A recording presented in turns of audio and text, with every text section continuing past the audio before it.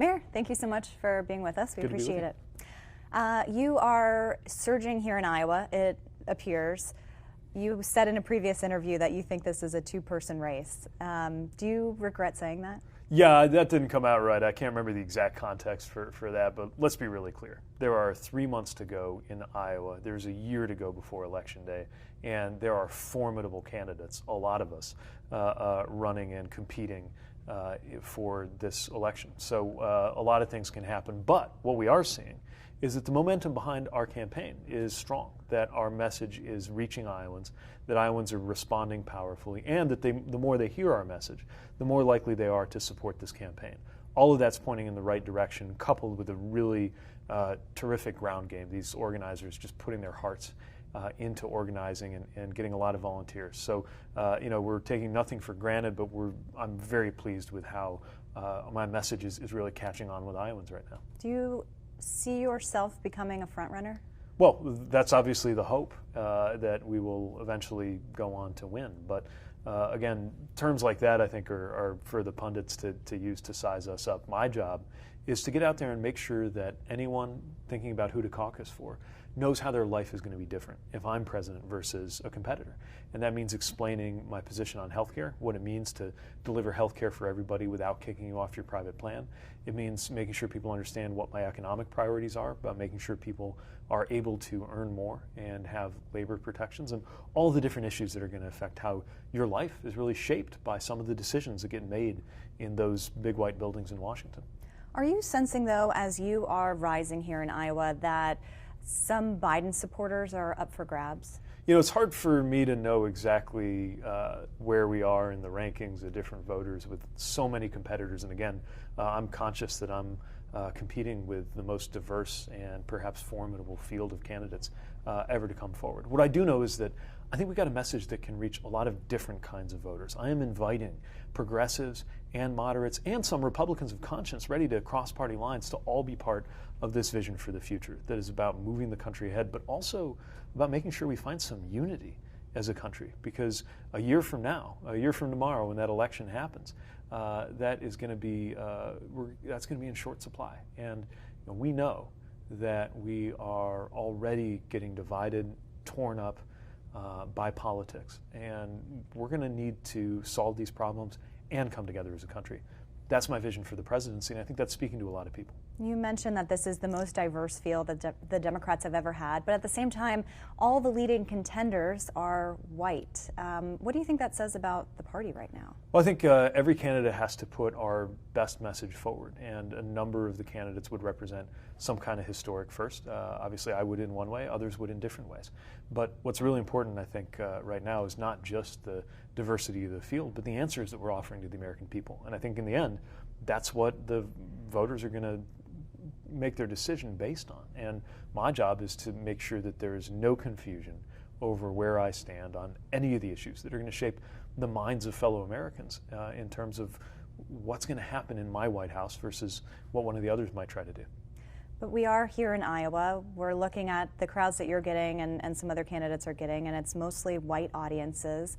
Are you concerned about that Iowa goes first in the process? So that's kind of the focus.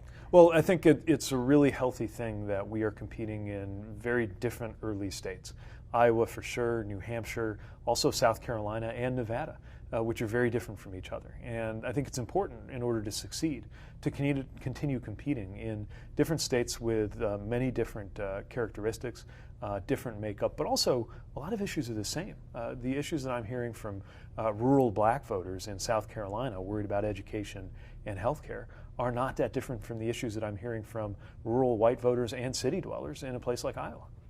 But for your campaign specifically, you are doing well in Iowa, but when you talk to African-American voters, they do have some concerns about your campaign, and you are not getting them at all in the polls. Is that something that your campaign is focused on, getting those voters? Does it concern you that you're not getting those voters? And can the Democratic nominee win with the coalition that you have at this moment? I think the way for me to win black voters is to demonstrate why I have the best way forward for the country. In other words, the best way to win is to deserve to win.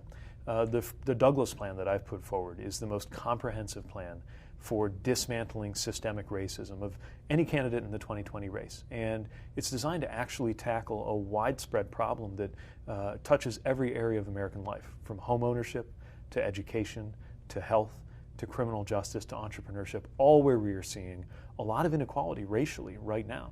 I'm speaking to what we can do about that, and we're finding a great response among voters whenever I get the chance to share it. My job, of course, is to go out there and share it as much as possible with as many people as possible before the voting begins.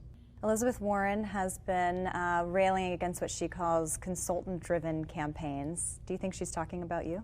I don't know what she's talking about, but I can tell you what I'm talking about, and it's answers that work. You take, for example, healthcare.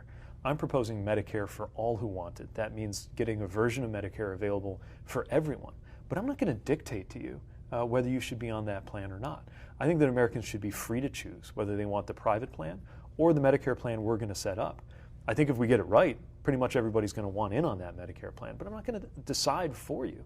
I think we got to get out of this my way or the highway idea that either you're for business as usual or you're for making everybody go along with what you want, when there's another way that respects American freedom, still solves the problem, and gets it done for trillions of dollars less than the Medicare for all idea that economists are right now arguing over whether it can be funded at all. You've been pretty critical of Elizabeth Warren. Is that out of a genuine concern about her vision for the country and the party? Are you concerned that you're seeing Democrats support her campaign and that's where the party would go? Well, I think that even now, Democrats have not all heard where all of us stand. In other words, there are folks who follow the election day by day, blow by blow, tweet by tweet. But right now, there are a lot of Democratic voters who would say, yes, I'm for Medicare for all, but if you ask what they mean by that, they're describing my plan, not hers. And so it's really important for me to communicate the differences. These are honest, respectful policy differences. But it's my job and the job of every candidate to make sure it's very clear where I stand and how it's different from the others. In one of the earlier debates, you said that Republicans are going to call you all socialists anyway, so you shouldn't kind of give into that. That's right. But now you seem to be kind of competing in a more moderate, with a more moderate approach. Is that the strategy here? Has there been a shift? My positions are the same, and my view is the same. Look, Republicans are going to say the same thing about us no matter what. They're going to run the same playbook. They're going to say we're all socialists. We should put forward the policies we think actually work. And when I put forward a policy, like what I'm putting forward on healthcare, it's because I think it's the best policy. And I think the politics will follow along from that. If you get the policy right, if you have the right idea, and if you're listening to Americans, then the politics will follow. Now, I do think there's an issue of tone. And while there's always going to be the heat of competition, especially in an election season, it's also really important that we set a tone that lets all Americans know that they're welcome in this vision. We can't go on just clubbing each other over the head all the time. Yes, we have strong policy disagreements. We'll talk through them. We'll fight through them when we have to. But at the end of the day, this is one country. And we need a president who can pick up the pieces. The day after the election is going to be a challenging day. I think it'll be a good day if the Trump administration is relegated to history, but that doesn't mean our problems as a country are over. Many of them are just beginning, because we'll still have these big issues and crises, from the climate crisis sneaking up on us to the need to fix our healthcare system to a lot of economic issues, but also be a divided nation. And I'm running to be the president who can pick up the pieces, move the nation toward a common purpose, and get these issues dealt with. You're campaigning as kind of an unconventional candidate. You're young, you're a Washington outsider, as you've said. Does the election of Donald Trump make it more or less likely, do you think, for voters to take a chance on someone? Well, I think that a guy like Donald Trump would never have been able to get within cheating distance of the Oval Office if Americans were happy with what politics had produced as of a few years ago, and I think the same is true today. There's a lot of frustration with the Washington way of doing business, with the political warfare that's going on, and I do think that continues to create a lot of energy for an outsider like me. Now, we've also seen just how much harm a figure like Donald Trump can do. I think the point is it doesn't work with just any outsider. It matters what you care about and whether you're committed to uniting rather than dividing the American people as president. And my message is one of solving these problems and working really hard to unite the American people too. Someone like Joe Biden has been saying that things just need to get back to normal. Yeah. Is that how you see it? I think there's no such thing as back to normal. I think we are where we are because normal didn't work. I'm from the industrial Midwest, and normal definitely wasn't working for a lot of people where I live. And I think that's true around the country. There's no going back. And that's okay as long as we make sure the future is better than the past. But the reality is the Trump presidency may be extreme, but it's not a blip. It's not something that came out of nowhere. And if we're not dealing with fundamental problems in our economy and in our political system, we're going to continue to see problems and strange outcomes in elections as far as the eye can see. We got to fix the fundamental problems and do it in a way that brings us together. That's what my campaign is about. And just really quickly, what's one thing that you've learned about yourself throughout this process? You've been on the campaign trail for a few months now.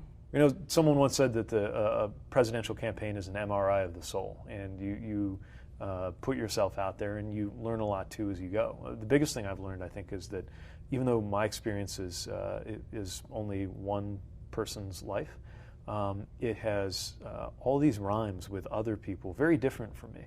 But when they share their stories, I see how it fits. When a dreamer talks about wondering whether she's ever going to fit in her community, it reminds me of some things in my own story. When I talk to somebody who is anxious about their kids, even though I don't even have kids, it rhymes with my concerns about the future. And as much division as goes on in politics, one of the biggest things I've learned through this process is how actually campaigning done the right way can really link you to lots of people who are radically different from you. And I think that's what campaigning at its best ought to be about.